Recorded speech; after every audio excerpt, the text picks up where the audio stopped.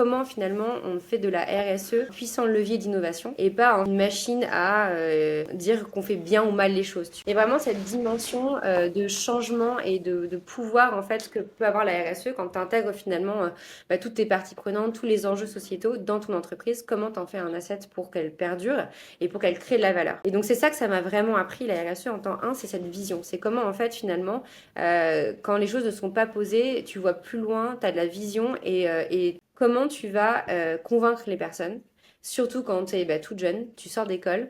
Et en fait, la RSE, c'était dans toutes les business units, tu vois, mais c'était des gens qui avaient des gros périmètres, puisque c'est tous les porteurs de business units qu'il fallait convaincre. Et ça a été un super apprentissage de générer de la confiance, avoir du dialogue et avoir une capacité de conviction. Qu'en fait, on est arrivé jusqu'à mettre la RSE dans les variables de toutes les personnes dans l'entreprise. Je te parle de ça, c'était il y a 10 ans.